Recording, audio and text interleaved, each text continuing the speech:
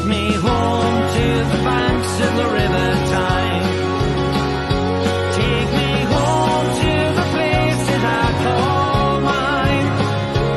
It's a place I love best, 'cause it's better than the rest. Take me home to the banks of the river Tyne. Take me home to the banks of the river Tyne.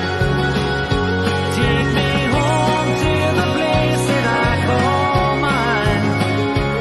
It's a place I love best. Yes, it's better than the rest. Take me home to the banks of the river Tyne.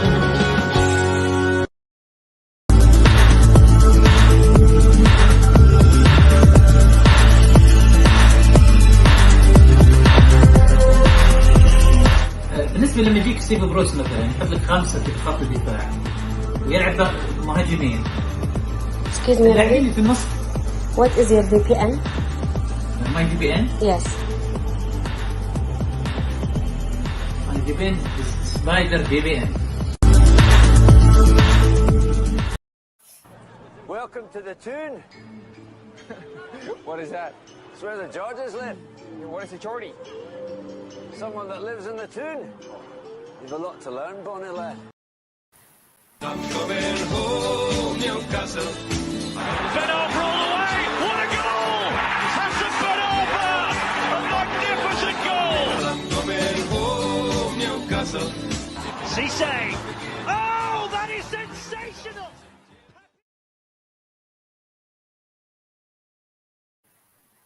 السلام عليكم ورحمة الله وبركاته. أهلا بكم في حلقتنا الأسبوعية مع ديف. طبعا برنامج نيوكاسل مع وليد. عندنا احنا فقرة أو حلقة أسبوعية تتكلم عندنا مرشد سياحي ديف من نيوكاسل. طبعا at the beginning I want to thank Dave for taking care of me in Newcastle from A to Z. Welcome Dave to the show. Salam alaikum. وعليكم السلام. So who's Saudi today, you or me? It looks like me. And you're the Geordie. And actually يعني you're wearing it all right. It's good. I'll wear it for you, mate. For you. So this picture look a while ago. Huh? Yeah, it seems a very Ages. long time ago. You know. Yes, exactly. But And it was it was great actually to meet you in the town. Actually, to be there for you coming through the airport. Even though I was waiting at international arrivals instead of domestic arrivals. Forgetting you were flying in from London, not from Saudi. So that's why I was a little bit late. Thinking, no, I remember again, someone. I was only 5 minutes late. I didn't get lost there. I remember someone say, "Why are you standing here?" I said, "I'm waiting someone." I said, "Okay, if anyone should be here, it was in this area." So Yeah. but it was I expected a lot of cold, but it wasn't. It was cool actually. It's not that very cold, but I believe now it's much more cold now. Yeah, it's very cold After I now. left. Yes, it did. After you left, it got very cold. But I mean, when you came, it was like quite a bit of rain as well, but it was still warm. But tonight it's colder. It's colder tonight. It's about 7 degrees tonight, so it's getting colder. Because I was going to go in the hot tub tonight, but it was just too cold to go out. So Yeah, I remember this picture, of course. yes, I will tell you something I didn't tell you before, Dave. At the game, after final whistle by referee, and we got beat 3-0, I almost see you every day in my trip, and I never see you sadder more than that minute after the whistle of referee. When I looked to you, you were very, very sad. Yeah. Well, you were just being stuffed 3-0 by Chelsea. But you thought we could do something, maybe. I thought we could do something. Yeah, I thought we could have actually. When we'd held them for 65 minutes without actually getting past our own halfway line, I thought there was a good chance we might sneak a win. But once the first goal went in, we just fell apart. And the tactics were shocking. I'm just pleased that Graham Jones is a good coach. He's a good motivator. on the training pitch, but he'll never make a manager. He'll never make a manager. Certainly not in the Premier League anyway. And that day was heartbreaking, and I was heartbroken for you as well. You'd come all that way. You'd come all that way, and you saw that pile of rubbish. But I was happy first half when it was 0-0. Yeah. We will talk about Brentford game, but any news about the sport director? From what we've heard, the sport direct signs will be coming down. I mean not sports direct, the sporting director. No, it's just that guy from Chelsea. He's supposed to be coming in. I'm forgetting his name. I can't pronounce it. Michael Emenalo. Yeah. He's supposed to be coming in, but there's been no announcement so far this week. But they're also did he sign? Not that we know of. Not yet. No, it hasn't been announced yet. I'm not aware of it being announced yet. What about the rumors about Michael Edwards from Liverpool?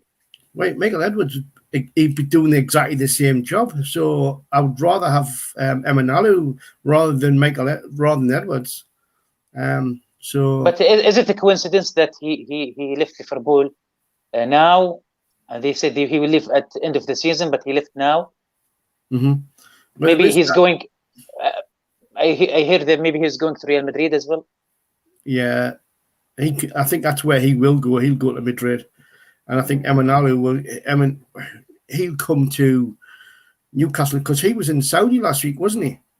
Yes, he was in Saudi last week, so it wouldn't surprise me if he's already done the deal, and then he'll take the job over here. But I think there's another guy he wants to work under him, and they're busy trying to get him at the minute. They are busy? What's that? There is someone, he wants to be with someone? Yes, there was someone else that he wants there as well to be part of the role. His assistant maybe? Or an assistant, yeah. And they're trying to get him in. You know his name?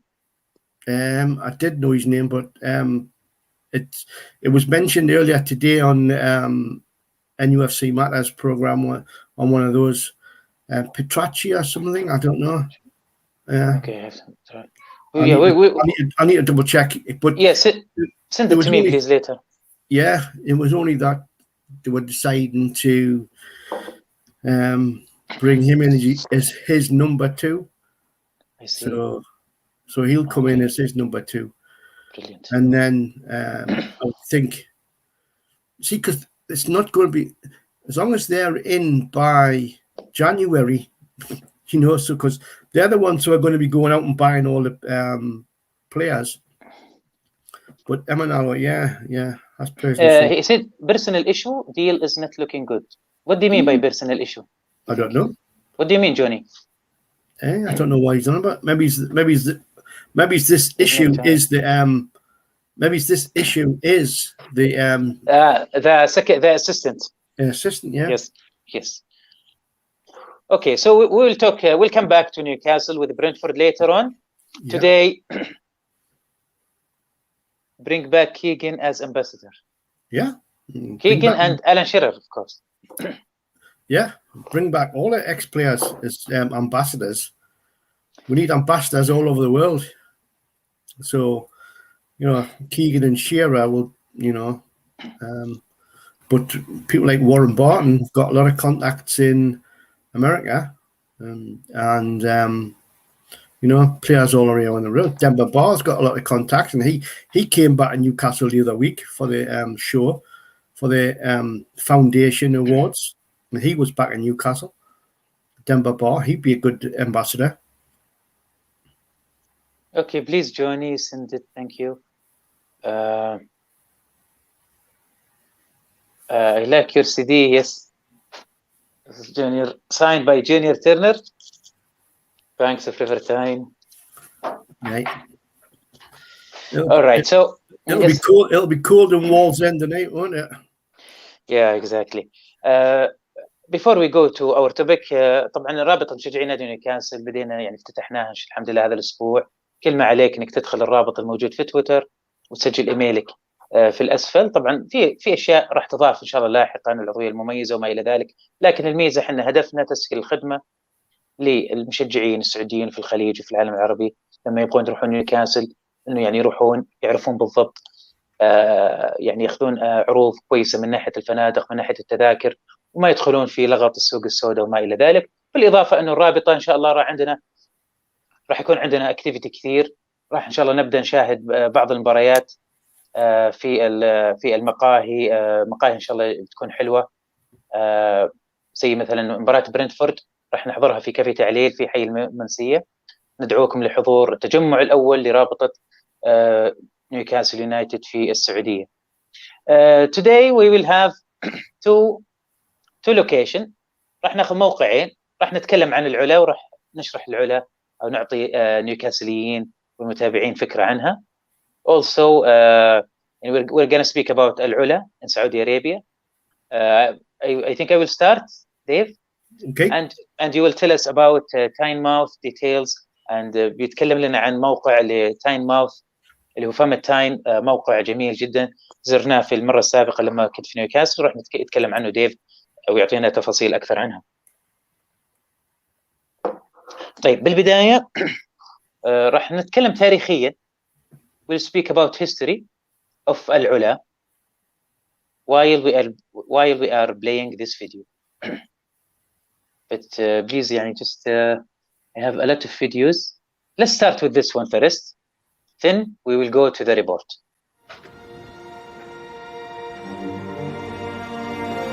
How do you know that you're experiencing the world's masterpiece? When you rediscover yourself through adventures, and you write your own story along with those who pass through this land.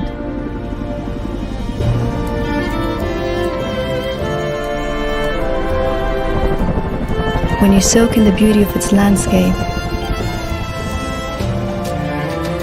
and appreciate the history carved on its rocks and its peaceful, serene environment. When you let yourself go under the stars and take home cherished memories. Live the world's masterpiece.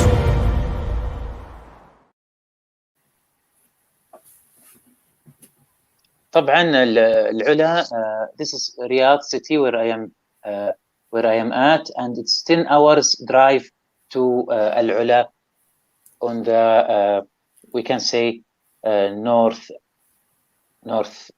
northeast. All right. Oh, sorry, West. east. Yeah, northwest. Northwest. Yeah. Okay. So we'll play some photos while I am reading a bit of history of العلا.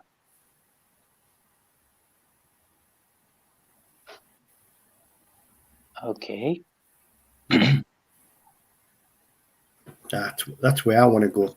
Yeah, we'll tell them details about everything, but it's called, the area called Hijra, known in Saudi Arabia as Al-Hijr, also known as Madain Saleh, the Prophet Saleh, is archaeological site located in the area of Al-Ula within Medina province in the Hijaz, Saudi Arabia. A majority of remains date from Nabatean Kingdom, 1st century. The site continues the kingdom southernmost settlement and its second largest city after Petra, now in Jordan. It's the capital city. Traces of Lehanite and Roman occupation on before and after the Nabatean rules, respectively, can also be found. Regarding location, the site of Hijra is situated 20 kilometer, 12 mile north of the town of Al-Ula, 400 kilometer, 250 mile northwest of Al-Madina, and 5 kilometer southeast of Batra, Jordan. Al-Istakhri wrote in Al-Masalik, Al-Istikhari, he's a 10th geographer from 10th century. Al-Hijr is a small village. It's belonged to Wadi Al-Ghura and is located at 1 day travel inside the mountains. It was homeland of Thammudians. I have seen those mountains and their carving, their houses. This is al-Istikhari saying. Their houses are similar to ours, but are carved in the mountains, which are called the Idlib Mountains. It looks as they are continuous range, but they are separated and have sand dunes around them. You can reach the top of the mountains, but this is extremely tiring. The wall of Thammudians, which is mentioned in the Holy Quran, is located in the middle of the mountains. Al-Istikhari is from a 10th century geographer. This was his own words. Now we will okay, maybe at the beginning, after we saw these videos, we'll explain which videos and what it's called. And we have a good app here. You can download it by Samsung or iPhone. This app will show you 360 of all location, and it's available in Arabic and in English. Yes. So let's start with this one, Jabal al-Banat. I think it's mean like mountain of the girls. It's like that, featuring over 100 monumental thumbs, with 29 of them carved all sides of the sandstone rock. Jabal al-Banat houses are highest cluster of the tombs. Let's go and see 360 view. Yeah, this is the one. Yes. See, this is the app. You can picture yourself. You are there already. Give you a bit of idea before you're going, inshallah, when you visit to Saudi Arabia.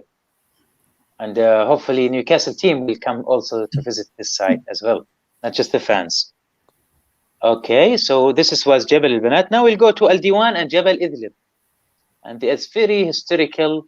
It's like more than 7,000 years. Yeah. Jabal Idlib and the Diwan, east of Hijra, or Hijr. Jabal Idlib is natural mountain, outcropped with a long narrow corridor called the Sikh, along with large spacious Diwan that is said to be a hall dedicated for meetings of lavish banquets. Let's watch the 360. Yeah. Of course, this is imaginary drawers. They expecting this was what's been going 7,000 years ago.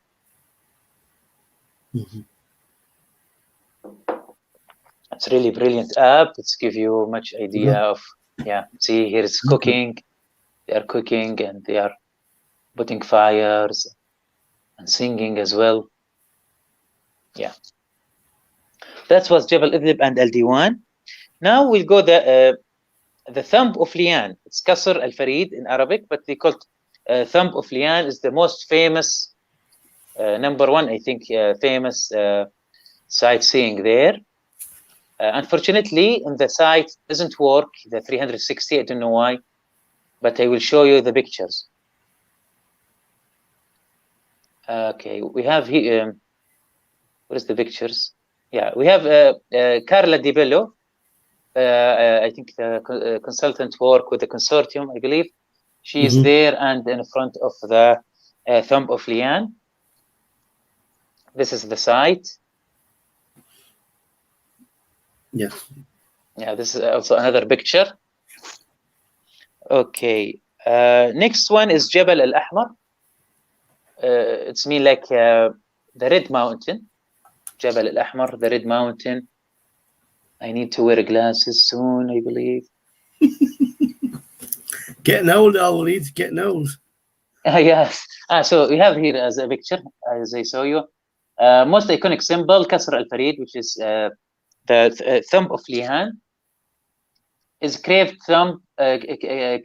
thumb that sounds alone away from the rest of the tombs, is said to be tomb of Lihan, or Lihyan, son of Kuza, belonging to very prominent Nabatean individual or family. Okay, so let's go to the Jabal al-Ahmar, which is mountain, red mountain, named after the vibrant red-hued sandstone cliff that houses 18 tombs. Okay, not 18 months. Okay. Oh, sorry. Jabal al-Ahmar is another outcrop waiting to be explored in Hijr. Let's go to 360.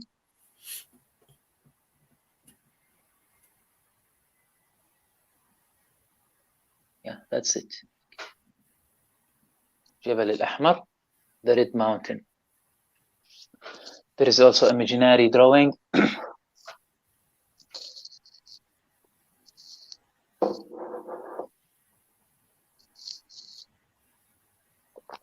It's like you are there, isn't it?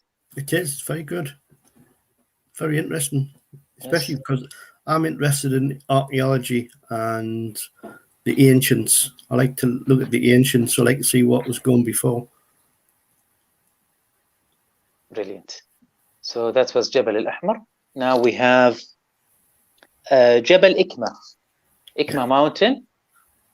Ikma Mountain is here. No, that's what I want. Jabal Ikma, a mountain near to the city of Dadan. You know Dadan? Yeah, because I've Jabal Ikma is one of the places I'd like to go to because it has a lot of Sanskrit and petroglyphs on which have been drawn into the rocks. So it's very first writing and pictures for humanity. So it's a big site for ancient civilizations, which is I'm very interested in ancient civilizations. So Jabal Ikma and Dadan, yes, very interesting area.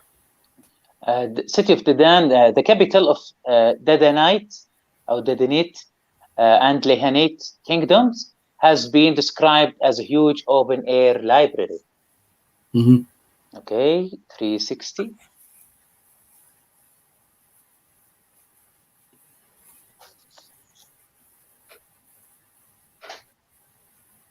So this is Jabal Ikma.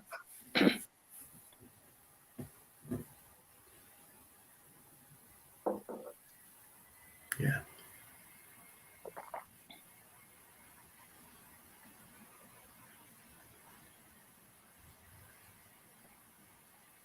Amazing. Yeah, very amazing.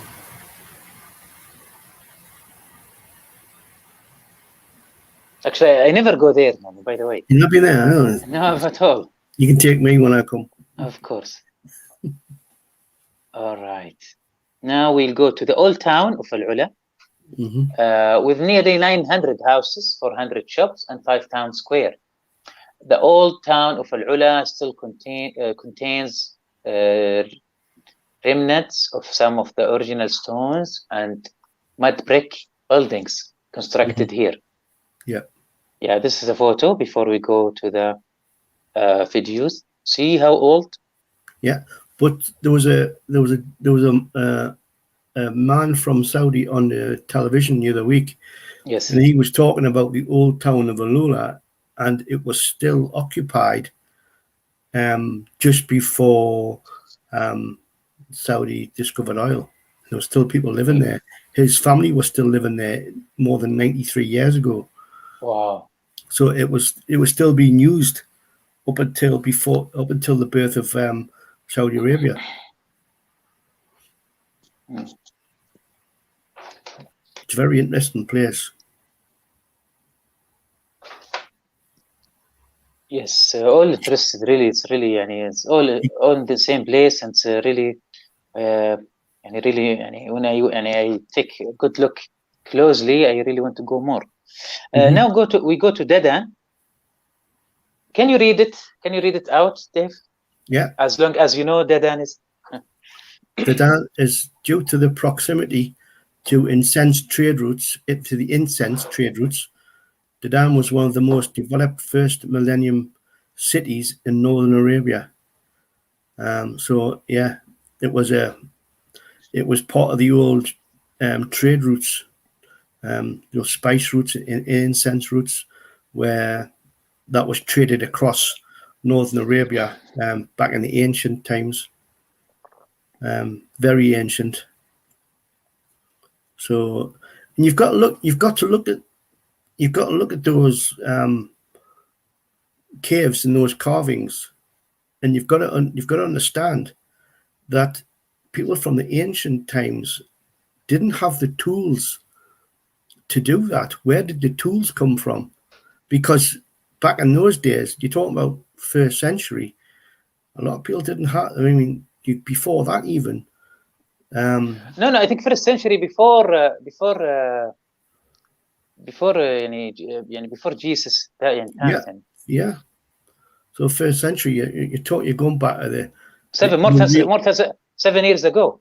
Yeah, there wasn't that sort of technology around for people to do that back then. Yet they've managed to carve stairs out of solid rock, and caves and tombs out of solid rock. Amazing. The technology that was obviously in possession of the human race back in the ancient days. We've just seemed to have lost that, and that's why sites like Jabal Ikma and Dedan and Alula are places of immense human importance, not just for Saudi Arabia, but for humanity. It's where humanity was born.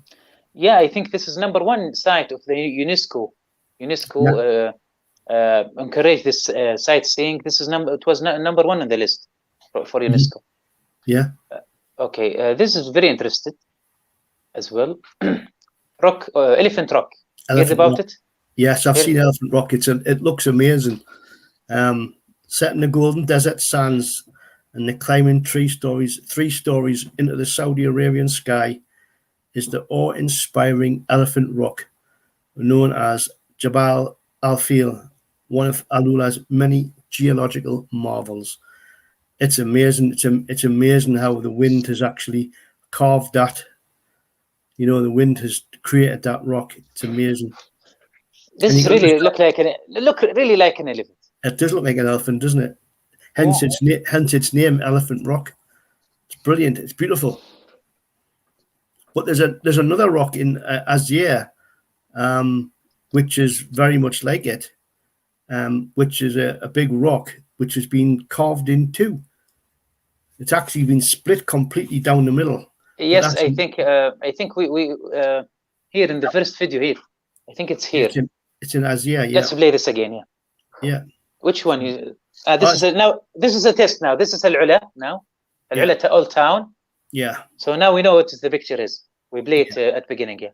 That's amazing. That picture there. This is Elephant Rock. Elephant Rock. Yeah. Again, look at that that's carved into rock, into solid rock. Amazing. Perfect right angles.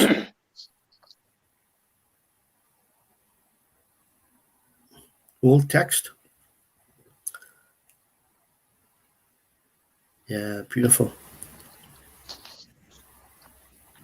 The birth of humanity was in Sumerian times.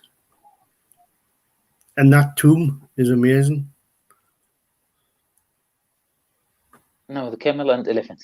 And that this is Al Maraya, the mirror. We'll talk about it in a few minutes. Yeah. That's amazing as well. That's just fantastic. Stargazing. It's a great place for stargazing. Yeah. Great place for stargazing.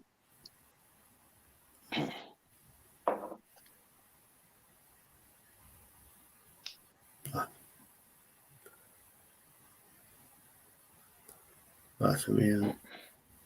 You're very lucky, my friend, to have such a place. This is called the Bow. I think it's called the Bow Mountain. I hope. I think we have a picture for what you talk about it. The separate wall. I think we have. I'm not sure if I put it there or not. Oh, no, don't worry about that. Because I remember I saw it earlier.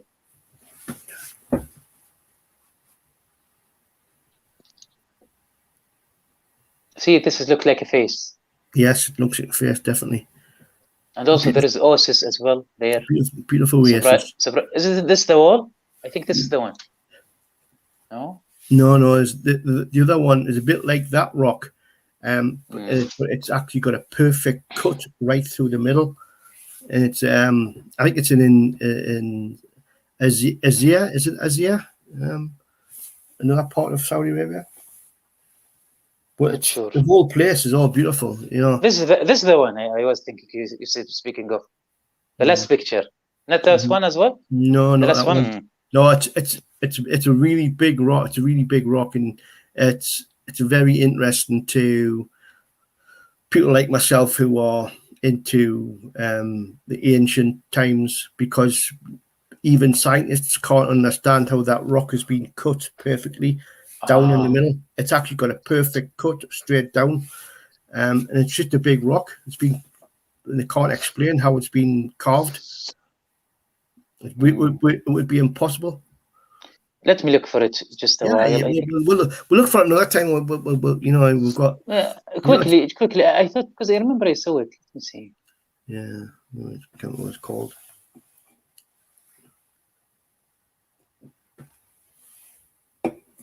I'll see if I can find it. I will look at later. All right. So what I have also here, this is interesting as well for history. Hijaz Railway to modernize the historic route of pilgrims passing through Al-Ula for construction of the Hijaz Railway began in the year 1900. Following the same ancient route, the railway was built, extending to Medina and Damascus.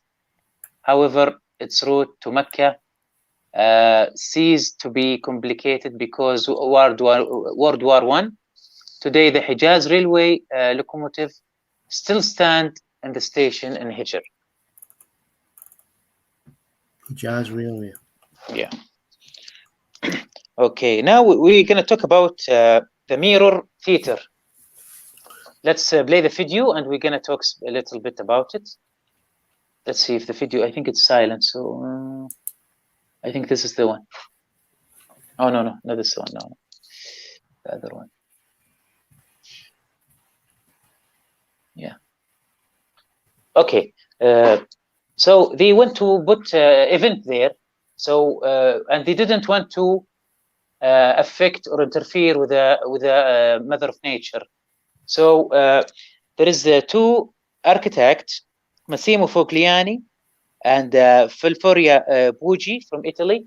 They designed a theater from mirror, completely from mirrors. So it will not affect the area of the nature in Al-Ula. So this was brilliant, because if they're doing normal theater or modern theater, it will be affect and it will harm the nature there, and it will not make it like more nature look like. So that's why they built it from mirror. It's very, very, very interesting. Looks amazing, and like you say, it reflects the surroundings of where it is.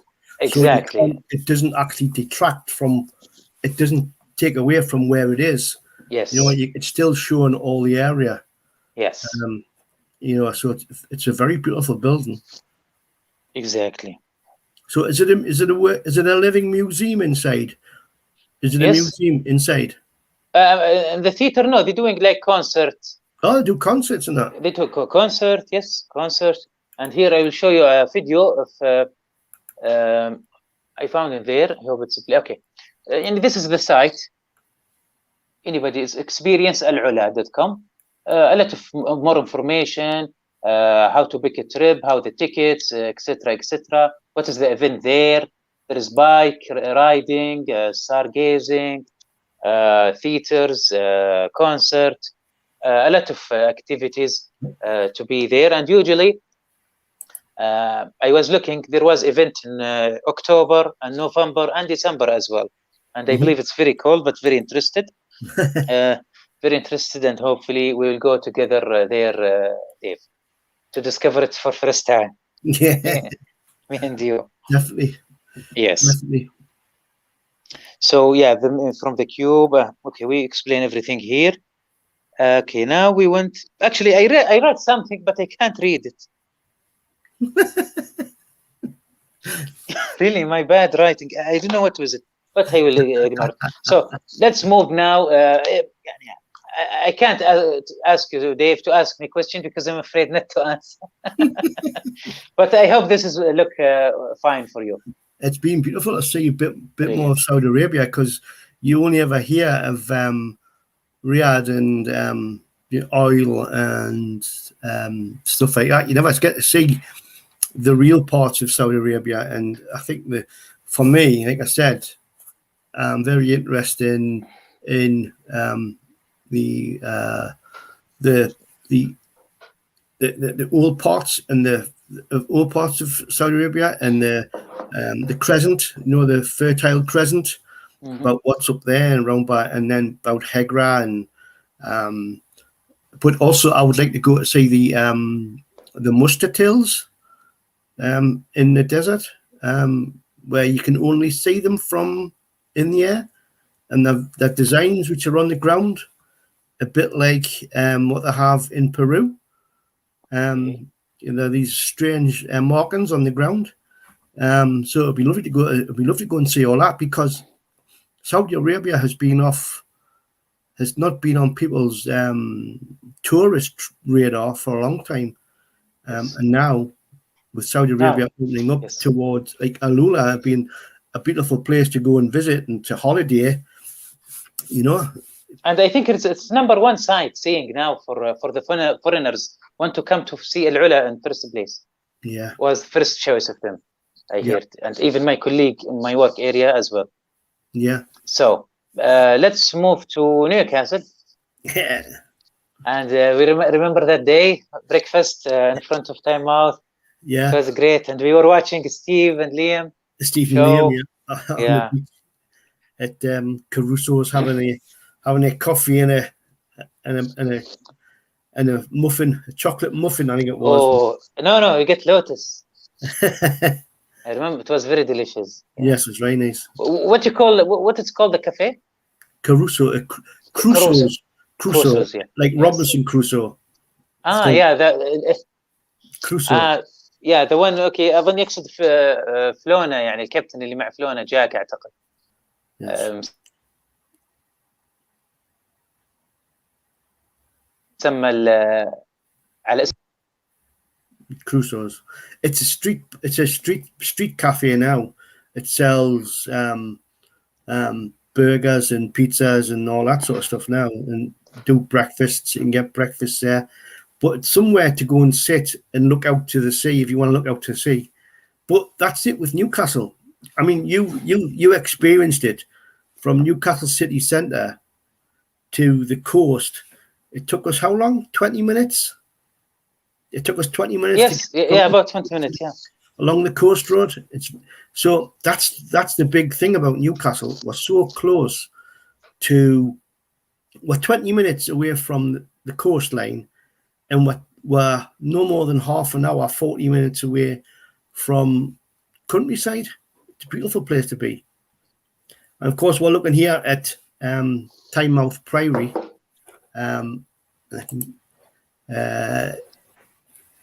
Tynemouth Priory's been on the headland on the headland where it was for over 2,000 years, and it's the remains of an old medieval priory.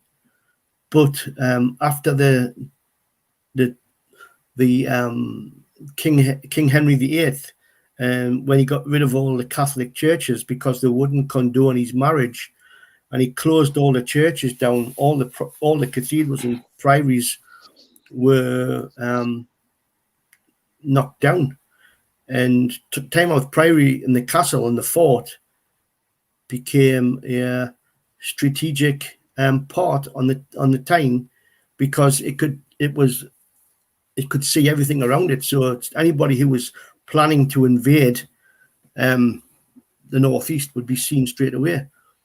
And certainly during the Second World War, there was gun turrets on there, and I think there's still a gun turret there. You can go and stand on. So it was protecting the Tyne. So Tynemouth, you've stood on Tynemouth, and it's a cold area because it's right on the coast and it's right on the peninsula. But it's stood there since like AD 43. Before that, so it's been there quite a while. What is the warmth time or warmth month to come to? The warmest month for the northeast in general, not just Tynemouth, but the warmest month for the northeast is June, July, and August. With July and August being the better months, because and temperatures then can be in the 20s, 21, 22. I know that's nothing compared to what your warm months are like, but certainly for the UK, it can get up as high as 27, 28. But that's only on rare days. There's not something that happens. You don't expect to have 27, 28 every day. Certainly you might get a few days where it's 27, 28, then drop down to 25, 26, and then down to. I guess when the temperature is 28, 29 on Newcastle, let's go to Tynemouth Beach. You're too right, mate. Honestly, yeah, I'm telling you, and on bank holidays and summertime when the kids are off school, the Tynemouth and Whitley Bay and places like that are quite. There's a lot of people go there.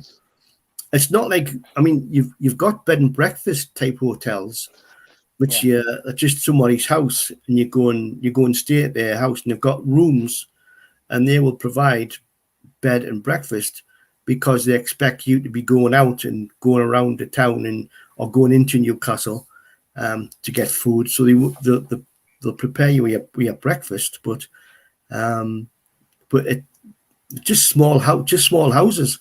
There are some bigger hotels, but it gets very, very busy, very busy. It gets to the point where sometimes the police have got to step in because there's far too many people, and there's a lot of people, not like Saudi, who are drinking on the street, drinking alcohol on the street. So it can get a bit rowdy, but it's all part of the culture from where we are. That's just what it is.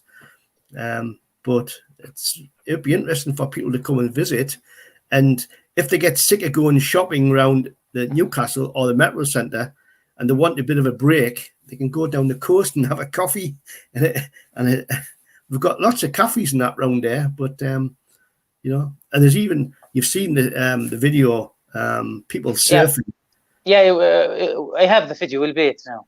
Yeah, people surfing in the North Sea at between 5 and 9 degrees. It's cold. Like I tell you, if like I said to you before, if a man goes into the North Sea, he comes out a woman. You know what I mean? Everybody. It's very cold. Everybody knows it. So hopefully we'll do maybe a show near summer in details about the places and around the beach, or maybe the hotels and stuff. And hopefully when I come, inshallah, hopefully at the end of the season, it's going to be maybe more summer-like. So hopefully to have a couple of days there. And we'll see if I can dare and swim or not. Let's play the video.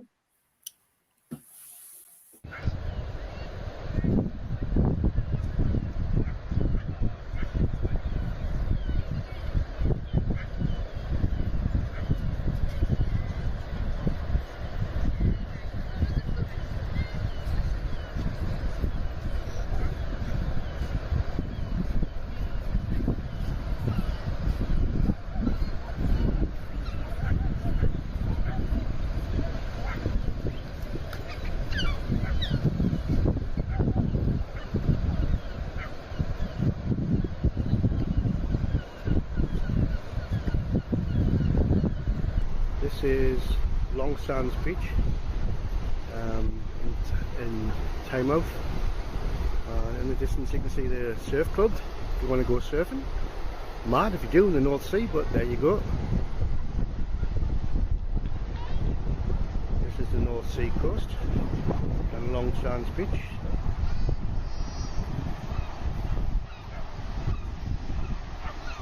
Surfers and paddle boarders. Mad.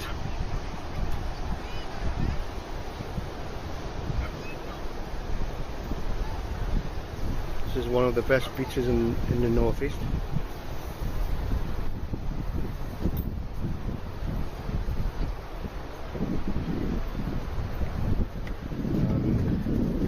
Here is Crusoe's coffee bar and bar. Here we are at the mouth of the Tyne. In the background is Newcastle, all the way down across the river, South Shields, up to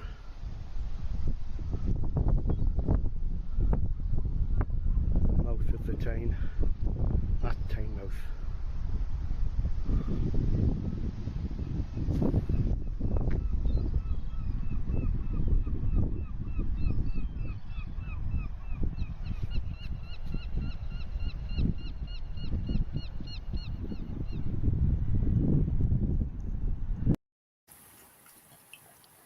So who was the man talking? Sound familiar?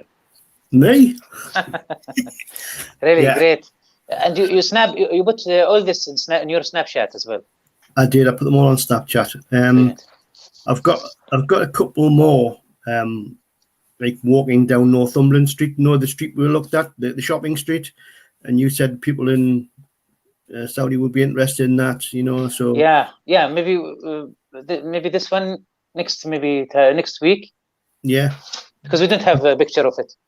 No, I haven't said it yet because I'd done a bit more, and part of the video I've taken didn't record, so I mustn't have pressed the button properly. So I'm going to do that bit again. But I think, you know, with people walking around Newcastle, you know, the map I sent you today, like I've said to you before, Newcastle is such a compact city. Everything is within easy walking distance, anywhere to go. You know, it's very easy to get to walking. If not, we've got the metros, we've got public transport. But don't forget as well, Newcastle, the UK is a small country compared to Saudi Arabia. It takes people to drive to London 5 hours. You said yourself it takes 10 hours to get to Aliola from Riyadh. So, you know, that just tells you how big Saudi Arabia is and how small UK is. So if people want to travel to London or to Scotland, it's within easy travelling distance from your base in Newcastle if people want to go anywhere in the UK. Yeah, Not that I want them to. I want them to stay in Newcastle. I want them to enjoy Newcastle. But you know, 10 hours only from the central to the west. Imagine from the east to west. This is another story. Mhm. So yeah. So you sent me you sent me a link, and they said to you I couldn't. We can't go the link online. So I'm gonna post it. I'm gonna post it now on Twitter. This one, Newcastle Government UK. What is it about? Visit. this is just a Newcastle City Council, and it's their page that people can go to. They can go to the visit, and then it just tells people what they can explore and places to visit. And in 2018, Newcastle was voted the #1 place to visit in the world. Would you believe? So that was in 2018, and this website, if you go into it, lets you go and explore Newcastle, the venues, the attractions, and some of the experiences. So it's got some of the attractions like St James's Park, you know, so because I know a lot of people who want to go and see St James's Park, but it's also got the marketplaces and the shopping areas. So people want to go and people need to go and have a look around. Then what they should do is go onto the city Newcastle City Council website, and that will help them have a look around Newcastle. It's just one of many sites, and they can go on and have a visit, see what the visit's like, and experience the city. Not 360 like your beautiful pictures, but certainly give people an idea where what's in the city centre. And I already published the two link. طبعا رابطين يقول لنا ديف انه نيوكاسل طبعا الرابط الاول يبين لك المدينه وش تزور فيها واهم المعالم السياحيه فيها، وفيها برضو مقال اعتقد عن 2018 انه نيوكاسل انتخبت كافضل مدينه للزياره في العالم. موقع حلو طبعا احنا نشرناه في تويتر. I posted online on Twitter now. So now you sent me some map. So Yeah. let's give us an idea how we can zoom in this big map. That's the big map, but the other slides have broken it down so you can actually go in to see. Okay, so this is the city center or the whole city? Yes, everywhere that's in the light green is the city. The light color, the light grey. City center is the city center. But you can see how close the city center is. It's very, very well close together. So there's a lot of places people can visit. You know, I had a question. I didn't ask anyone. I just remember it now. When I was trying to book a hotel earlier, before I came to Newcastle, I said to myself, which better area or which good for me? Is it the above the river or behind the river? The best places actually there's a lot of hotels on the river, a lot of very nice hotels. And I suggest that if anybody wants to go to a hotel, is pick one of the ones on the river. You've got the Hilton Hotel, you've got the Vermont. This is above the river. Yani in the what you call north of the river. Yeah, north of the river. Like I said, anything on the Newcastle side of the Tyne. Like I said, there's only one hotel on the Gateshead side of the Tyne, and that's the Hilton Hotel. Yes, that overlooks the Tyne Bridge, so you can. Actually, I kind of regret I didn't take there. Yeah, well, there's a nice hotel behind the station, behind the central station, the Crown Plaza. I was due to go there this weekend with my wife for a weekend. It was for a spa. For a spa day, a few spa days, you know, swimming pools and spa treatments and good food. But because of Brentford's on, I've had to cancel. she's not pleased, but I've cancelled. Oh my God! But we're going in February instead now. But that's a Crown Plaza. That's a new hotel. There's a few hotels along there behind the central station. But everything is around that area now. But you've still got like the Sandman up by the St James's Park. Yes. And on the metro land behind St James's Park, where the construction's happening, there's supposed to be going to be a hotel there as well, right behind St James's Park. But a lot of people are hoping that PIF will buy that land back and say we need it to build the stadium. So let's keep our fingers crossed that happens. So we can then make the stadium bigger to make sure we've got enough room for all our Saudi friends to go to get a season ticket. Yeah, really, exactly. So this one is the contents as well. This one's like just gives you an idea what's around the city. Yeah. So we have now a 6 section, right? Yeah. So we divide it. You divide it to 6. Okay, let's go to A1. What we can see in A1, Dave? Yeah, I'm going to open it up on my screen so I can see clearer because just got you on a small screen. Yeah, just generally what we can see there. This is the map. Look, بنروح طبعا المربع الأول اللي في الزاوية فوق A1. A1, yeah. A1 is to the northwest of the city.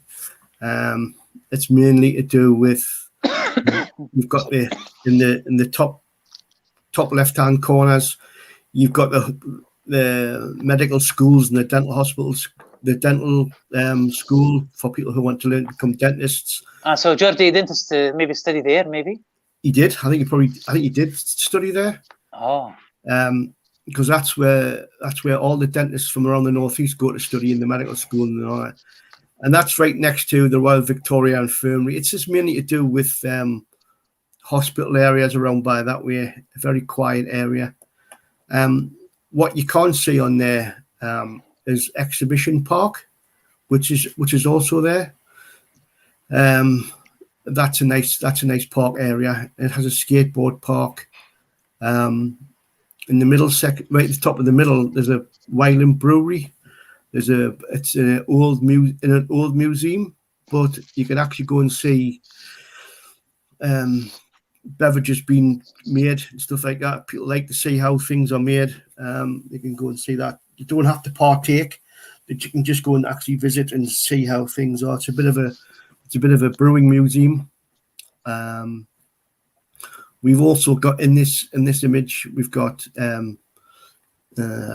more towards the right-hand side, we've got the Great North Museum, better known as the Hancock Museum. Again, it's a free museum. It works on donations, typically about £5, but people can go in at any time. A lot of people take their kids during the school holidays. It's got a lot of displays on, but typical of a free museum, dinosaur bones and that sort of stuff. But it's a very good museum. It's very interesting. طبعا العديد من sorry mate. No, I'm just trying to translate some of you said. العديد طبعا من المتاحف اغلبها حتى يقول لك انه مجاني، تعتمد على التبرعات. في بعض طبعا في كنيسة سانت توماس. تكلم برضو هنا في مجموعة من المستشفيات أو المدارس جامعات الطب، خصوصا طب الأسنان. وفي حديقة طبعا. What's the name of the park? The park. Exhibition. حديقة الإكسبيشن. You've got Exhibition Park, but if you look to the left, you'll see that you can see a maybe here we can see here in A2. In A2, no. If you go back to A1, you go back to A1 to the left-hand side, right at the bottom. You've got a big green and a boating lake. Okay. That's part of Hijaz Park, which is directly behind St James's Park. Okay. So if you go to A2 now. Okay, but this is the big exhibition park. It's like golf or nothing to do with golf? No, the big exhibition park. It's just somewhere for people to go and sit and have a picnic and have a sit around and a big chat. But so no, it's just a relaxing park. So A2. Here is St James Park. So as you can see, right behind St James's Park is Hijaz Park. Again, it's just somewhere for people to go and walk around. You can go and feed the swans and the geese and the ducks and the pigeons and the rats. حديقة خلف سان جيمس بارك فيها العديد من يقول لك كثير من الناس يروحون يطعمون العصافير والنورس وحتى طيب اوكي continue. Yeah, you've got St James's Park. You've got the Theatre of Dreams. We all that's where everybody wants to go to, and we do daily stadium tours, so people can go on stadium tours. And if they book up in early enough, they can book up for a rooftop tour. You can actually walk around the top of the roof at St James's Park.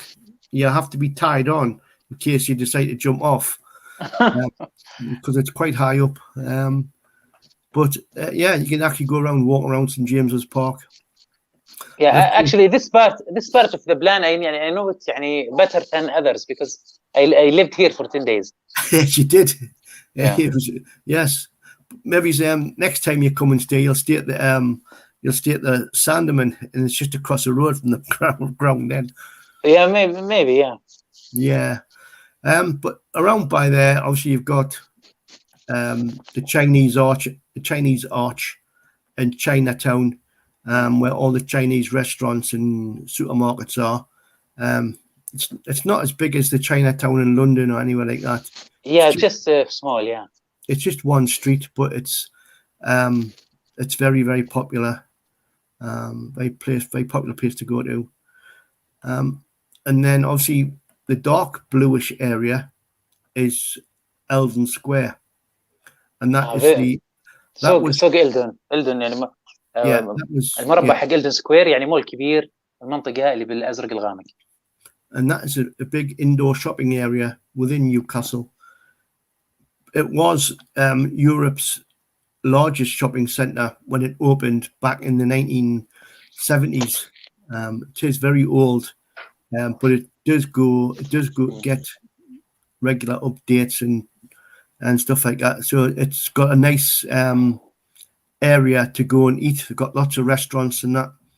يس كان من أكبر المولات في أوروبا من عام يعني لما تم إنشاؤه في السبعينات الميلادية 1970. Yes. Yeah, and then you've got Gringer Town.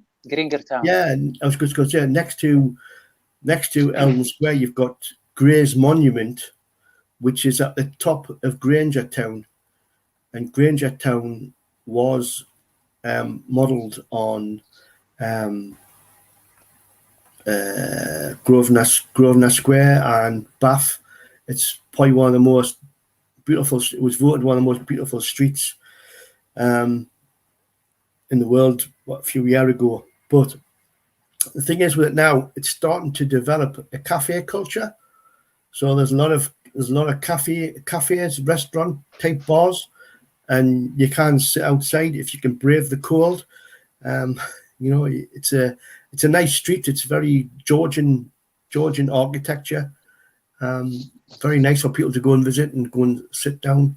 And the Theatre Royal is also based there. The Theatre Royal, it's mainly to do with stage shows and plays. Doesn't do musicals and stuff like. Doesn't do concerts. It just mainly is for stage shows. Brilliant. And then if you go down from there, right at the bottom of from Granger Town, you've got the old St Nicholas's Church, and that's Newcastle's cathedral, and that's why Newcastle is a city, because of that cathedral. And then we go to A3, which is you're on now. Is it the Arena Newcastle? Yeah, we've got the Centre for Life. That's a museum, and that's a museum based on متحف Centre of Life, yeah, for body sciences and DNA, which is a modern museum, and it's very expensive to go into. Why? I don't know why. There's a lot of but it's also a part of the university, and they do a lot of DNA testing, and it's really one of the top.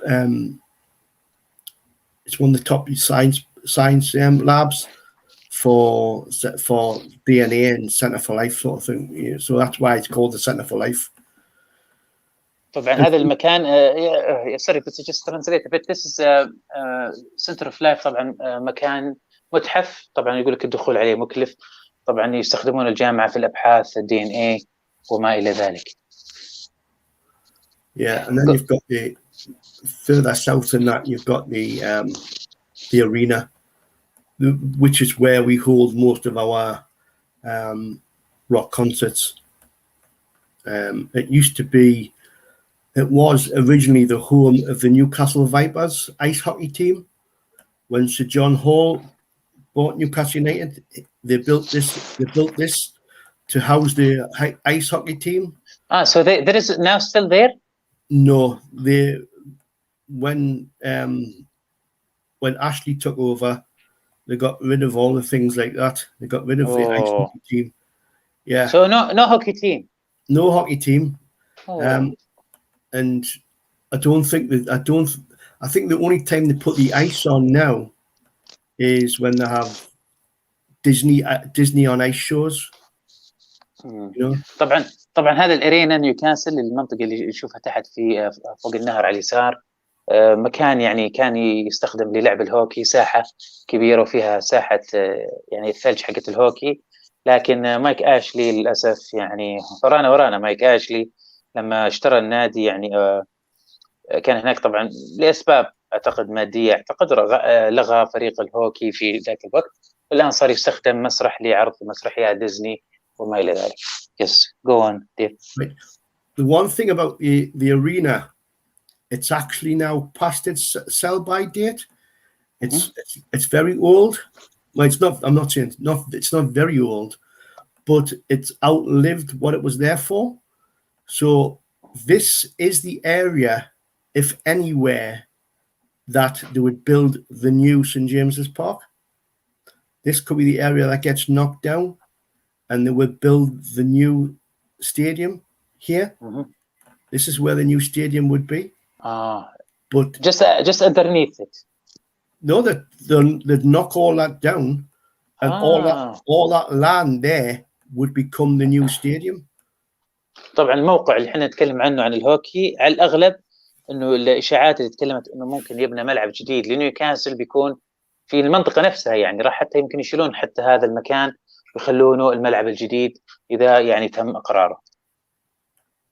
Yeah, and like you say, it's because it's still in that light grey area, it's still classed as being in the city, which is one thing we've always said, that we want our football club to stay within the city boundaries. So طبعا ميزة المكان انه ما زال لو شايفين الفرق بين المنطقة الرمادية الفاتحة والرمادية الغامقة، المنطقة الرمادية الفاتحة تعتبر وسط نيوكاسل، ومن اهم مميزات ملعب نيوكاسل انه في وسط المدينة، not like for example Stadium of Light Sunderland away from the city center. No, exactly. Don't get me started on that because Sunderland aren't a city. They don't have a cathedral. They don't have a city. They're not actually based anywhere. They haven't got a cathedral. They haven't got. No, they're not a city. They're just an accumulation of villages. All right, let's leave Sunderland alone. Let's go to B1 now. The other section.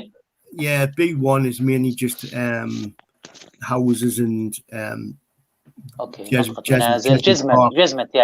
Jesmond, yeah. So there's not much around by that way, but it's still part of the city. And because Jesmond Park is within that, and I'm going to try and do a better video for you for Jesmond Park, Dean Park. Okay, so maybe next time we will talk about Jesmond in details, maybe. Yeah, because it's a real nice place for people to go and visit. So الأسبوع الجاي إن شاء الله maybe نتكلم عن منطقة جزمن، فيها منطقة جميلة هادية أغلبها سكن. But I'm saying now something said City Stadium and Hilton Park. So what is City Stadium? It's just a bit of land which has got it's nothing really. It's just open fields. It's not a real stadium there. So but it's just called like that. Yeah, from a long time ago. So it's not used for anything like that. It's not like for football or what have you. Around by there we've got greyhound racing tracks, but that's probably as much as what it could be used for. Okay, I know I went to Newcastle, but I didn't go to all places. I need 2 months to go at least. Yeah, you will do. Yeah. All right, so this is section B2. Yeah. B2, we've got the biscuit factory, which is just an art gallery. It used to be an old biscuit factory. It used to be is that near Steve Bruce's house? Biscuit factory. Yeah, you might have set up there. Who knows? Yeah, and again, this is just like around by this part of the town. it's mainly just to do with accommodation, housing accommodation. There are some nice places you can actually go. If you look at the middle of the picture, where the P is on the middle, near Oosburn, it's Victoria Tunnel start. There's an old tunnel which runs under the city, and you can actually walk it, and you come out where you start there, and you can come out by the Hancock Museum. It's over a couple of miles long. It's the old Victoria Tunnel, and there's another tunnel up by St James's Park, which a lot of people which aren't aware of. It's the tunnel used to run from next to St James's Park underneath the road down to the court, because it was the tunnel where people were convicted would be taken from the court or from the jail in Newcastle, and they'd be walked up to Gallowgate. Now, what does Gallowgate tell you? It's where the city's gallows were, and people would be taken there to be hung on the hill. So it was Hangman's Hill. Actually, I read something about it a long time ago, and maybe recently. But is it say? Yani this, I'm not sure. Yani this it says in Arabic, so I don't know about translation. They said that's why they chose the St James Park area, because it's used to be hang place to scare teams. Yeah, honestly, I used to work. That's true. Honestly, yeah, I used to work in a building. I used to work in the building behind St James's Park. Yeah, you showed me that earlier. Yeah. Yeah, and in that basement, there was reportedly ghosts of an old man who was being taken to be hung, and he was actually in that tunnel, and that tunnel went under our old building. So he was rumored to be around there. And if you were working late in that building at night time, you can always hear somebody moving around. And people said that many a time they'd seen this old man walking about in the building. So how true that is, I never experienced it. I never saw it. Oh, that's scary. That's very scary. طبعا تكلم ديف على انه في تنل من المحكمه الى سان جيمس بارك، في منطقه في سان جيمس بارك. طبعا هذا كلام قديم. المنطقه هذه كان يعني الله يكون الشرعي كان يعني ينفذ فيها احكام الاعدام وما الى ذلك. فقريت انا بعض المعلومات انه يتكلمون عن انه يعني كان اختيار الملعب كنوع من اخافه الاعداء، لكن انا يقول لي صحيح، لكن انا اعتقد يعني ما يعني انها كانت يمكن صدفه، يمكن عشان المكان، لكن يعني انه مكان يخوف الفرق او شيء زي كذا عموما. But the tunnel closed now, of course, huh? Yeah, the Gallowgate tunnel is closed now. Yeah, all right. But the old Victorian tunnel is not. That's still open. You can still go through the old Victorian tunnel. In the middle it says battlefield. Yeah. What's battlefield? Battlefield. It's where an old conflict took place between it's like part of the Jacobean Revolution. No, it was talked about before. So this is where Geordie's army was based and stuff like this. Is why we're based in why we're called Geordies. اوكي. مكان يعني لأحد الثورات القديمة، battlefield أيام الجورديين. اوكي. Yeah. Very brilliant. So this is the last section of the map. Yeah. Dave, what is we are seeing here? Okay, well, you haven't crossed the Tyne. You've crossed the Tyne, and you're now into the Gateshead area. And here you've got obviously you've got the Sage Gateshead, which is the music. Sorry. Is that the Angel of the North? Right at the bottom is the Angel of the North. Yeah, I went there with Keith Patterson. Yeah. Yes, okay. you should put that picture up with you and Keith Patterson at the Angel of the North. Oh, it's need a lot of time to search it. Yes, I know, but I was actually involved with the raising of the funds for that, and it was originally known as the Gateshead Gateways Art Project. Now you can imagine that's too much of a mouthful, so they had to come up with a new name for it, and they asked for people to come up with a name, and they came up with the Angel of the North, and I think it's a brilliant name. A lot of people think it's ugly. No, But of course. I No, think it was very interesting. I was happy when I went there. And it's that colour, it's rusty for a reason. It's meant to go rusty. But you could see when you were, I don't know if you noticed when you were standing next to the feet, how the feet are all silver and shiny.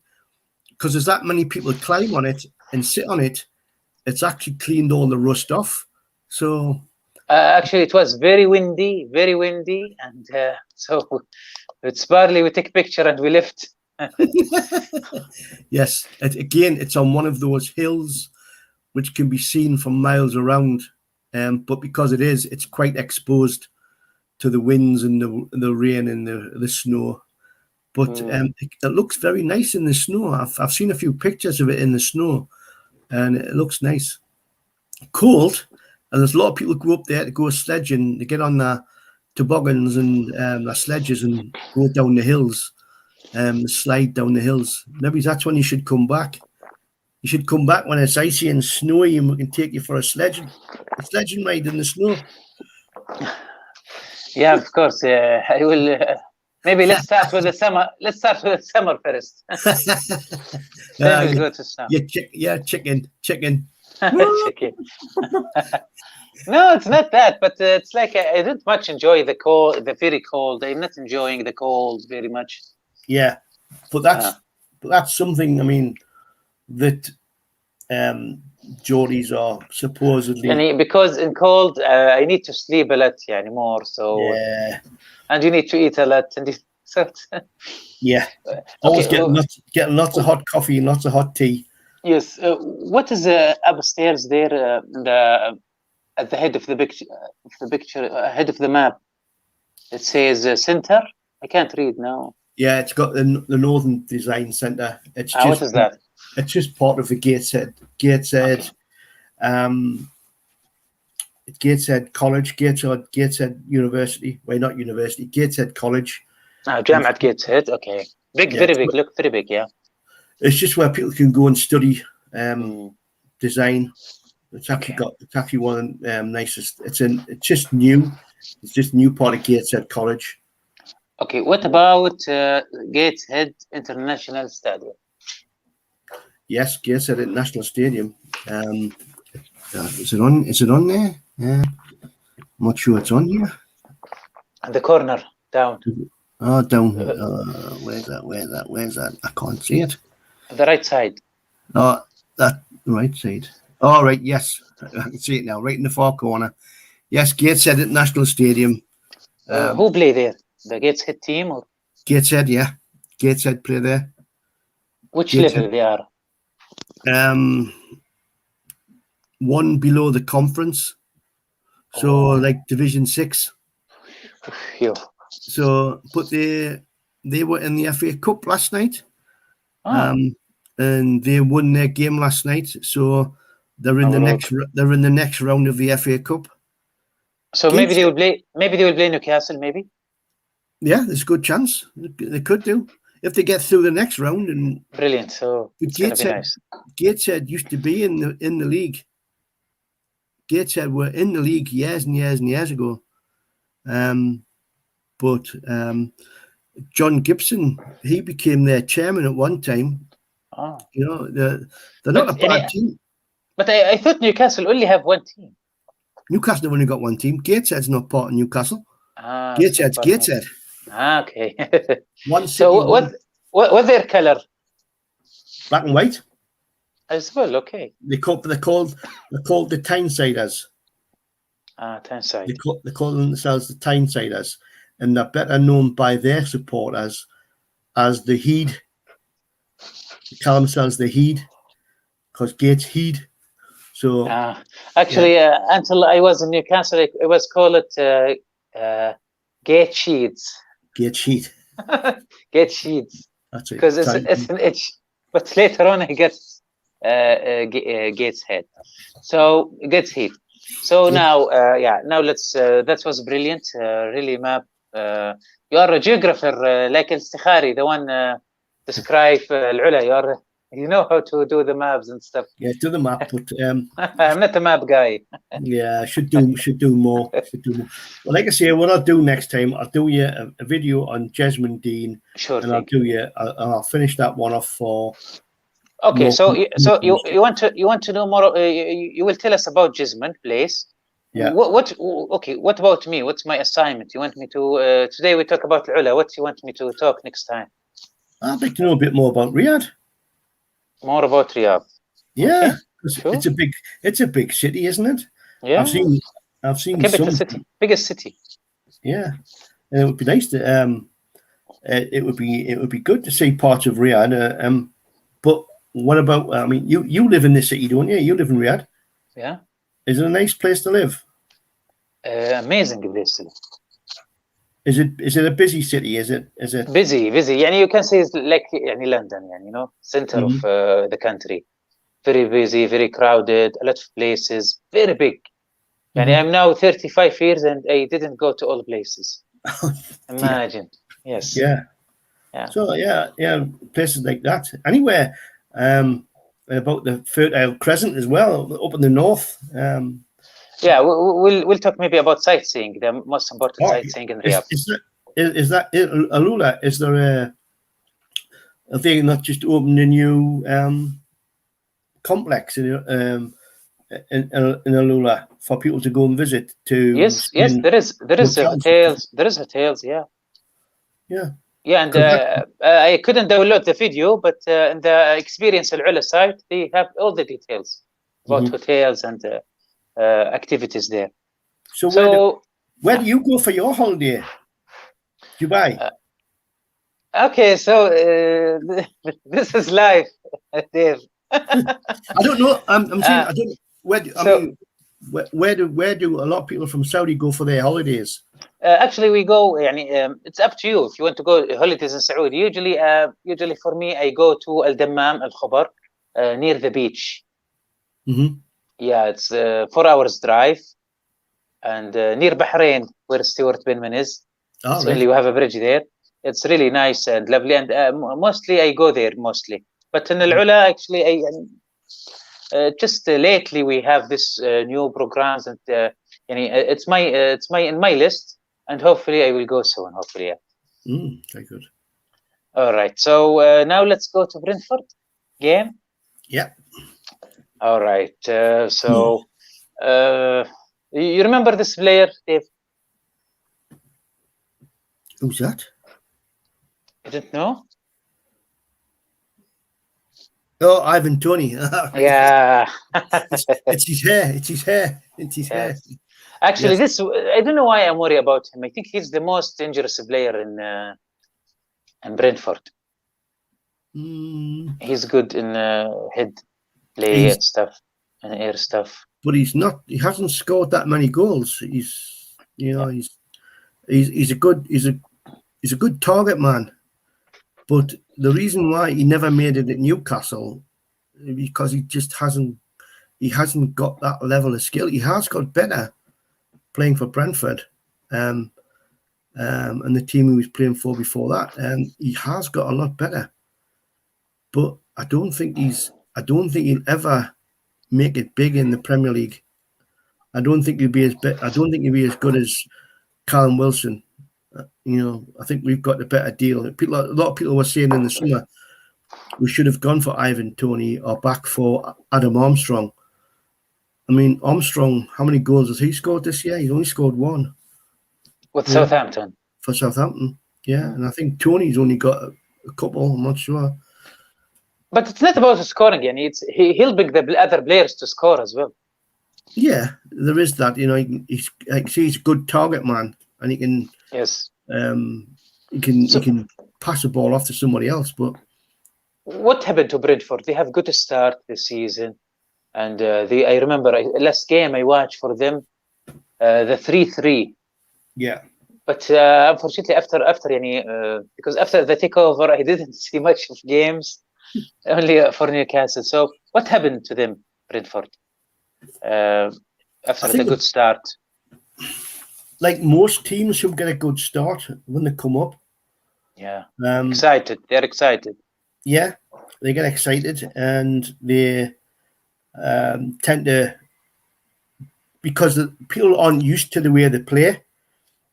But once people have been watching them for a few games, they get to know them and to know how they play. And because they're just a small team, they haven't got that sort of money to keep that sort of that structure going. So they tend to get found out, and then everybody else plays them for their strengths, and they don't do as well. So I think that's what's happened with Brentford. A lot of people have actually cottoned on to how they play. It was a surprise. They went over. They lose from Norwich. Norwich got first win. Yeah, against them. Yeah, for a big surprise. That was the plan or formation. The Norwich game. Do you think this is going to be changed Saturday? No, I think they'll keep the same lineup, depending on injuries and fitnesses. I think they'll keep the same. They'll keep the same lineup. I don't think they'll change. I think that's probably going to be exactly the same team, because the way their manager works, he thinks that he's got a settled team and he wants them to keep playing the way they are. So I don't think there's going to be any chance to change unless he's got injuries.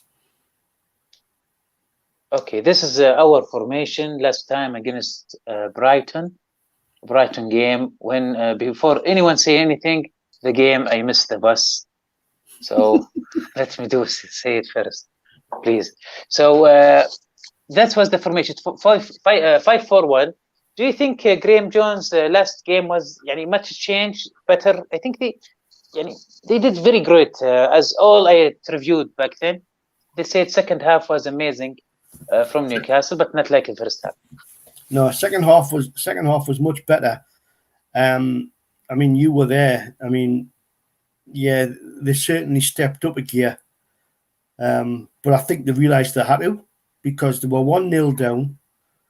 They needed to step up. They had to step up. They couldn't carry on the way they were, and they needed that to happen. But I do think there'll be a few changes ahead of Saturday.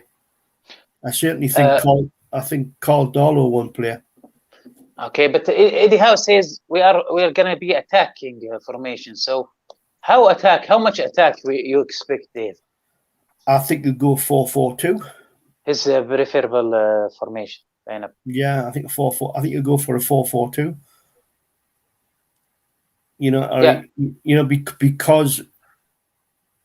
Because he wants. That's where he thinks about attacking. He'll use those attackers, and he'll use the wingers. So he'll not have wing backs like what we've been used to.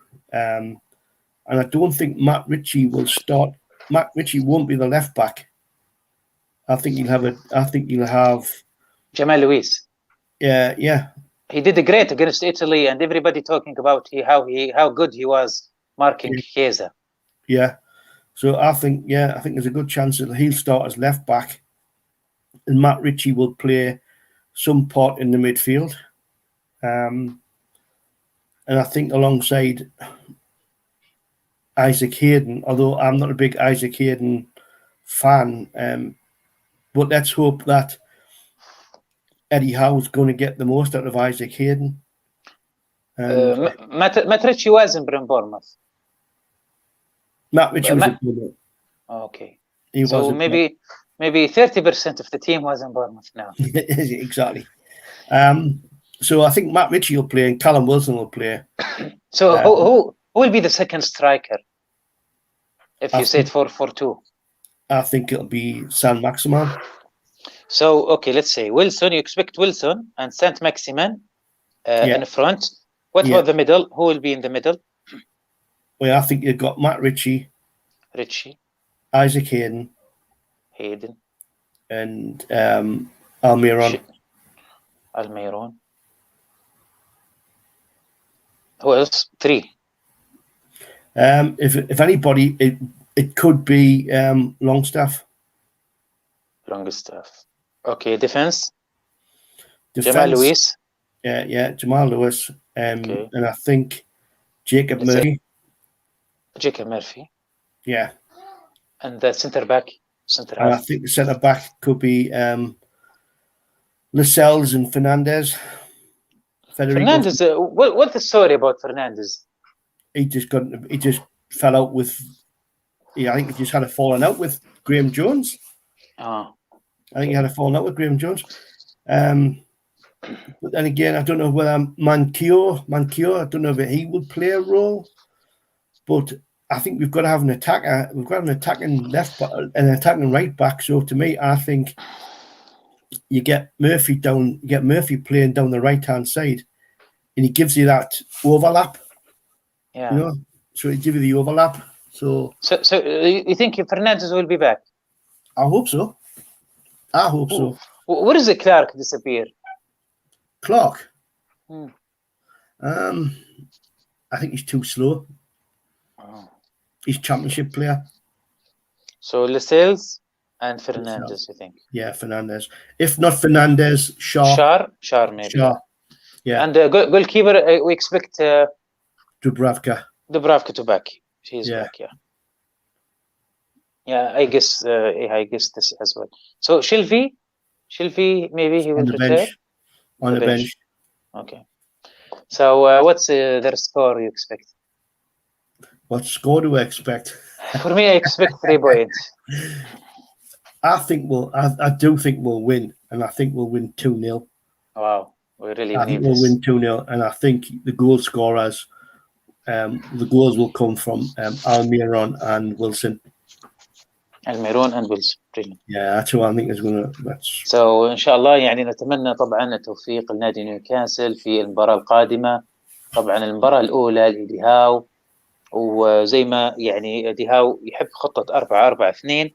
ديف توقع التشكيلة: سانت ماكسيمين، ويلسون في الهجوم، ريتشي، هايدن، الميرون، لونغستاف في الوسط، في خط الدفاع ميرفي، جمال لويس أظهرة، ولسيلز والعائد فرنانديز في قلب دفاع، والحارس عودة دوبرافكا. يعني متوقع إنه ما يكون في اختلاف كثير. يعني maybe my concern is the يعني according to your formation, Dave, there is too much changes. And do you think first thing we'll do and first game for Eddie Howe is to do all these changes at once? If he wants, is it that dangerous? He's been working with the players now. The majority of the players, he's been working with them for 2 weeks. You know what I mean? And it wouldn't surprise me the way he's had them working that he will change things. We're going to have to change things, Owleed. We cannot carry on with the same players playing the same way with 5 at the back and 3 players in front and 1 player up front, you know. No, 2 players in the front. Yeah, you know, with the way they've been playing, they've been too deep. They've been too defensive. Dropping back to the end of our own penalty box, it's not going to win you a game. You need to step up. You need to be in midfield and on the centre half line. So I think he will. I think he will make some changes. But I agree with you. It is a risk, but we've somewhere along the line. We need a manager who's prepared to take that risk and to push the team on. You know, we need somebody who's going to be done that. And I think Eddie Howe knows what he's doing. What about Fraser? A lot saying they know how to play Fraser. Do you think he will be in starting lineup? I don't know. I don't think so. I don't think so. I don't know how the bad blood is with them. You know, Eddie Howe doesn't say it, but I think he believes that the reason why Bournemouth got relegated is because Fraser refused to play after the pandemic. I hope that's it. It was hard time. It was hard. He didn't want to get injured. You know, he didn't want to come back and pick up an injury or catch COVID. And he was maybe out of contract. Out of contract, yeah. So that's why he refused to play. That's why he refused to play. Yeah. So actually, I'm with him in this one. Mm-hmm. But I think he's going to be on the he'll be on the bench, and I think he could be a swap between him and Richie. If Richie plays midfield, like I think he will, if Richie plays left midfield, I think it would be a perfect swap for. So if Richie tires, then Fraser will come on in his position because they play virtually exactly the same position. But I believe you're right. But I don't think Richie can run more like Fraser. Who? As a wing. Fraser is a runner, and he's a wing. He will run a lot more than Richie. He can't run very much, I think. Yeah, but if you look at Richie, the last few weeks, he's been the guy coming down the left-hand side and running past Maxi to get the crosses in. You know, actually, his crosses is amazing, Richie. Yeah, and that's what I think he'd be useful. I think you go back to the way that we were playing years ago, him and Shelby, where, you know, somebody pick him out, whether it's Hayden or whether it's Longstaff, and then Richie will be whipping the balls in for Wilson. So we expect that Steve Bruce infected Graham Jones much. We didn't see much a difference, but likely, thank God, Eddie Howe didn't stay with Bruce. So hopefully we see something new. Yeah, that's me. That's me. I hope we see something new. All right, so let's back quickly to the chat. Sorry, but usually I can't focus, so that's why I lit the chat at the end. Yeah. Hi, Junior, Turner, my friend, and we talk about the manager. Maybe he wants someone. And please, Dave, if you send me later on or Johnny as well, he said I will send you. يقولون إنه السبب تأخر إيمينالو إنه يبغى مساعد معاه. المساعد عنده وضع معين. What is the condition of the person he want to be with him? He's not free, or he's busy? He's with another club in Spain, I think. But he can't just quit as quickly as that. I don't know. I think it's there's a chance this other person is at a club in Spain, and he will leave to join Eminalo as his number 2. But if that's the case, that could be the sticking point. You might find that it might be too much money to get this person out of where he is at the moment. Do you think it's now everybody doesn't want to be alone? Everyone has his own team now. Yeah, like Eddie Howe, we see Eddie Howe. He's late because he wants his team with him, and now Eminalo, as you tell us, Dave, he wants his team as well. Yeah, because he can't do all the running around looking at all the players and negotiating. He's going to want people who can do that alongside him. So if he's got somebody who does that for him, then I think that's what he'll do. He'll bring his own person in to do that. But who? I'm trying to think who he is. I'm just trying to look on the computer who it is. Maybe somebody else can pick it up and to find out what his name is. But I'm sure it's Petracci. I can't remember what his name is. You know what it is. It's okay. We'll have it later. But I'm just thinking that, imagine, I put myself in my situation. I imagine, like myself, I'm Eminalo, and the club tell me that, okay, this is your contract, we agree on everything, and I'm Eminalo saying, no, I want my assistant to come. So I'm wondering, what is the conversation, and what is the club saying to Eminalo? Why you should be alone? You are enough. What do you think? What do you think it's like? Yeah, I think that's exactly what it'd be like. Why do you need somebody else there for? Maybe we can bring him later on. And he's at another club. How much is that going to cost us in compensation? Yeah. You know, it's all about money, and it's not tight. We've got plenty of money now, but they'll not want to spend money on just anybody. You know, and the fact is, Eddie Howe's brought his own people in. He's brought in a number of people. Fair enough, we've got rid of the three Steves now, and we've kept not Eddie Jones. We've kept Jones. So they're looking that they don't want to spend too much on backroom. They want to spend money on players, not on backroom. Yes, exactly. Yeah. But and again, you can't have a decent team if you don't have a decent backroom. No, and I think that's what Man City had. That's what Man United have got. That's what Chelsea have got. They've got a decent. Do you think there will be much conflict between the manager, director, or maybe clash?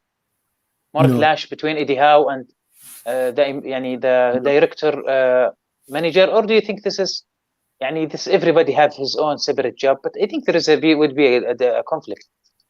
No, I don't think there'll be a conflict, because it's been said this time that we're going to have a director of football and we're going to have a first team coach, which was what the big problem was with Kevin Keegan.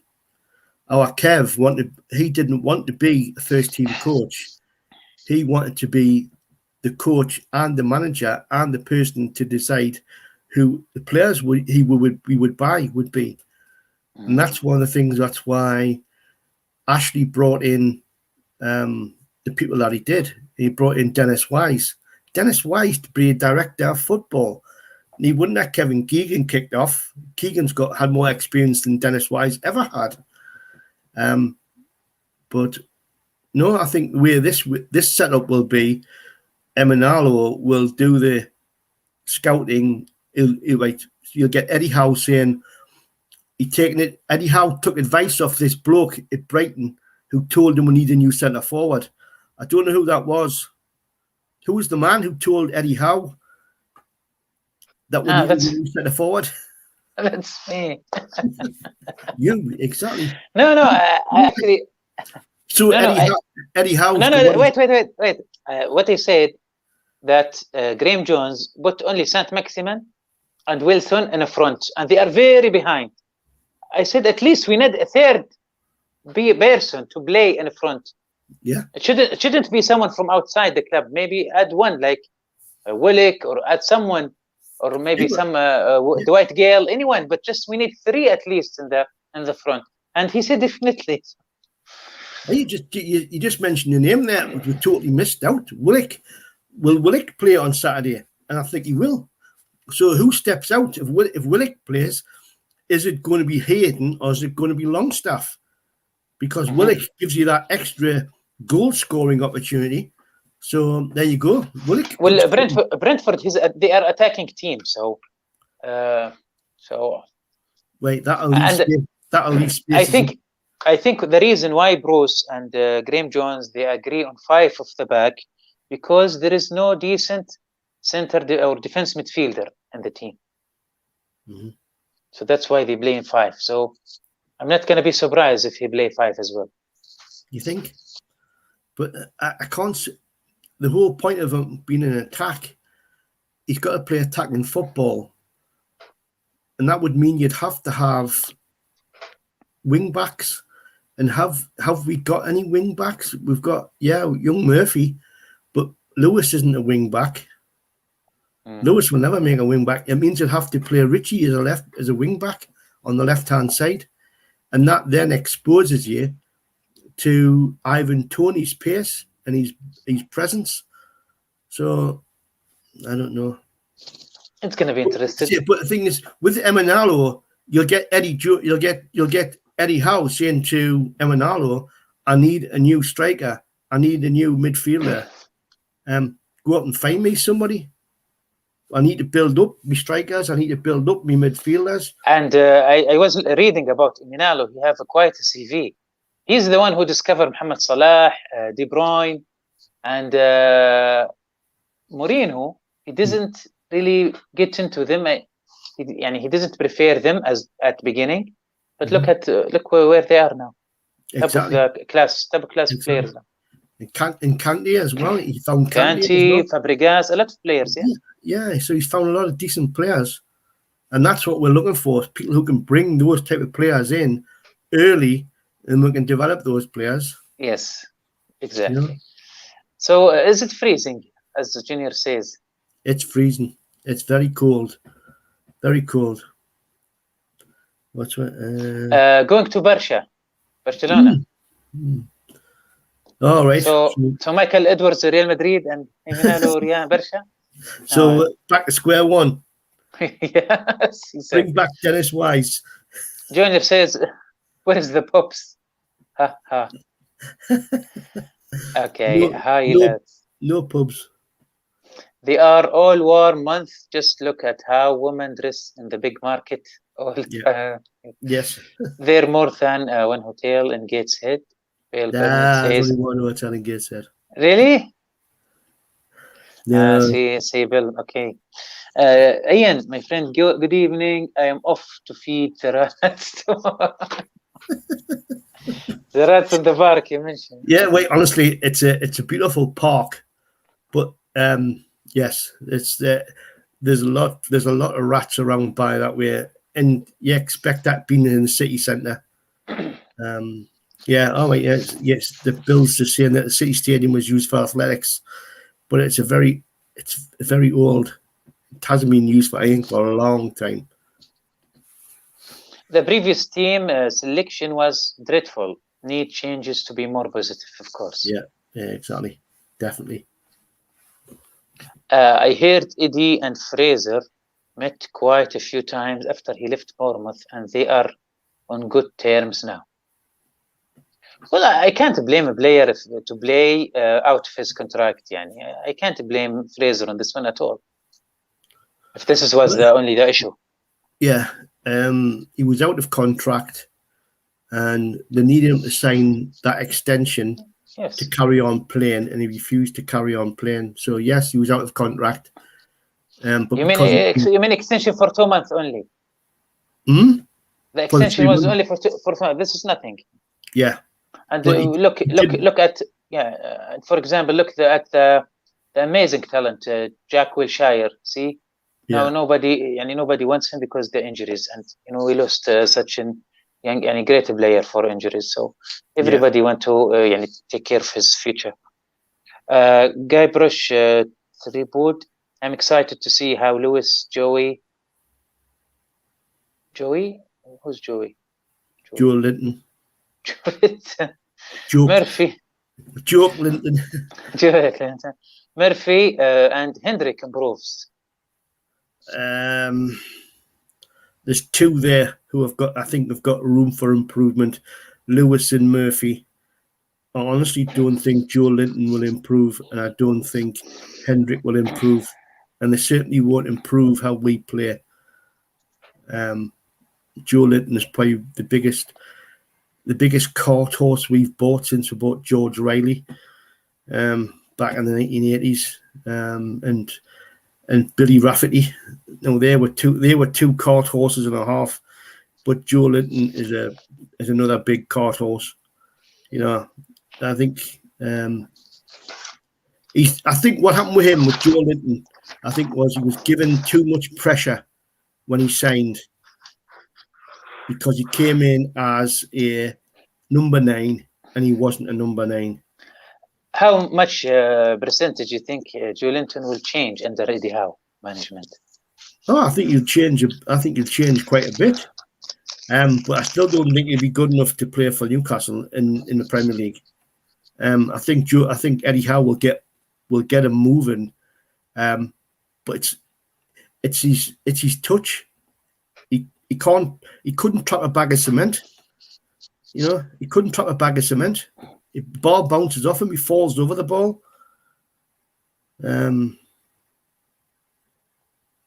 Yes, maybe she would. Yeah, maybe she would get more out of him.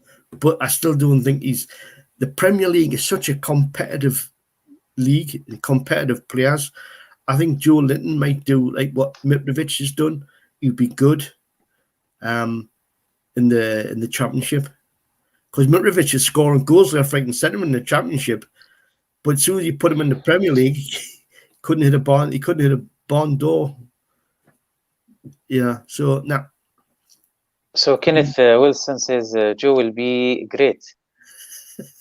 I thought the play has improved a lot lately, right? We'll see. Hi, trolls. We'll see that. Yeah, We'll see that. we'll see. We'll see. So We'll see. that was a great, Dave. We reached the end of our show. Please join us. طبعا عندنا السبت 5 مع شريكنا يعني الرسمي تعاليل كافيه. طبعا احنا اتفقنا انه ان شاء الله في كل اسبوع راح نجتمع في كافيه معين. طبعا يعني اتفقنا مع بعض الكافيهات انه بنحاول نغطي جميع مناطق الرياض على الاقل في البدايه. ان شاء الله مائلين الرابطه رابطه نيوكاسل ان شاء الله تتوسع وتشمل المناطق السعوديه والخليج كلها ان شاء الله. فقط انضم لي الموقع نيوكاسل سعودي سبورترز كلب دوت كوم. يعني فقط تسجيل الايميل في اخر الصفحه يعتبر انك تكون على طول يعني فقط سجل ايميلك وتصير مشترك في الموقع ويوصلك على الجنك ميل تقريبا كود الخصم وما الى ذلك. We received just a couple of comments before we finish. Okay, lads couldn't watch from the start, but you have to, Brian. We have a lot of stuff, great stuff at the beginning. Enjoyed your trip to the Toon and glad you didn't miss us. So this every show I have posting back to Saudi Arabia. Luis will be late for us. Just give him time. Unfortunately, we didn't have time, Brian. Joelinton will be whole other animal with 6 rev. We'll see. Biggest and real only concern how Maxi will take the new regime if he throws his toys out of the param. It could be it could be a sore and beautiful. What Guybrush mean here? There. What's that? What he mean by the Saint Maximin? What he said Maxi. What happens if Saint Maximin actually gets upset by the way the new rules are, and that it becomes a bit unruly, and the saying "throw his toys out the pram" is like, I'm not playing. Okay. No, because Steve Bruce's plan was designed for Saint Maximin, not like Remy Jones. Hopefully, Eddie Howe will do exactly the same. He'll play Saint Maximin and Wilson. He'll build the team around those two. I think Eddie Howe is a smart manager, and he know that Saint Maximin how he will get the best of him. I believe. So طبعا زي ما قلنا راح نكون إن شاء الله في راح نكون في كافيه تعاليل حي المنسية طريق الصحابة السبت 5:00. يعني يرجى من المشجعين في السعودية اللي يبغون يتابعون نيوكاسل نجتمع هناك ونتكلم عن الفريق ونشوف اقتراحاتكم ونشجع إن شاء الله ونحصل إن شاء الله على 3 نقاط. طبعا هذا الكافيه مع المالك الأستاذ بندر السليس نوجه له تحية والأخ تركي أيضا. Also it's maybe early but hopefully Friday we have Latino show. We have Argentina Jordis from Argentina and we manage translation. Hopefully it's going to be a great show on Friday, hopefully at 3 p.m. Argentina, 6 p.m. Newcastle, 9 p.m. Saudi Arabia. حلقة خاصة بالمشجعين الأرجنتينيين جورديز from Argentina. We are still arranging at this moment as we speak. Hopefully it's going to be on Friday. We'll see. They will talk about Newcastle, of course, and of course we'll talk about the Latino players like Almiron, Joelinton, and Fernandez from Argentina as well. And then Newcastle and what's the player they want to be seen in January transfer market. I think as well, Jonas Gutierrez, who played for Argentina, announced his retirement yesterday. So he's retiring from football. Yes, and yes. Jonas Gutierrez was one of the players, and alongside Colaccini, that Newcastle supporters absolutely loved from Argentina. Yes, we'll talk also about that. And please, Dave, tune in. Okay, that was all what we have. Please, I don't know why the comments just came after my show. Okay, Thamer. See, he teasing me about Pohang. Okay, الهلال will play final next week, 23rd of November, final of Champions League of Asia. But I don't know why he mentioned the rival team. Hopefully الهلال will win. That was a great night. Thank you Dave. Thank you all for watching. شكرا للمتابعة وتصبحون على خير. نراكم يوم الجمعة بإذن الله.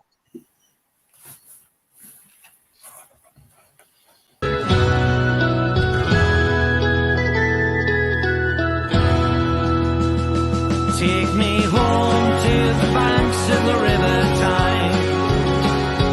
Take me home to the place that I call mine. It's a place I love best, 'cause it's better than the rest.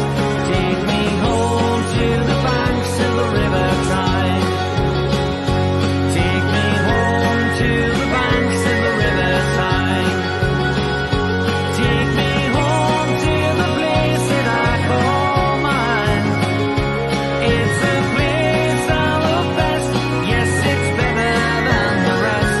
Take me home to the banks of the river Tyne.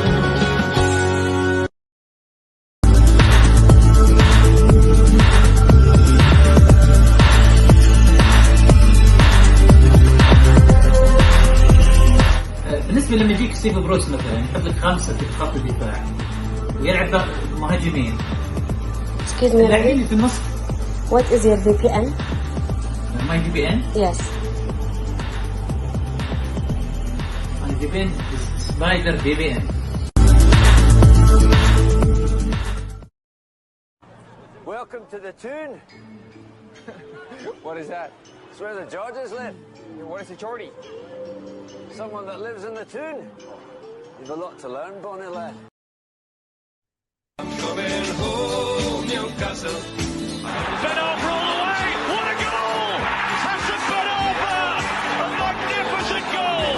Coming home, Newcastle. Cisse. Oh, that is sensational.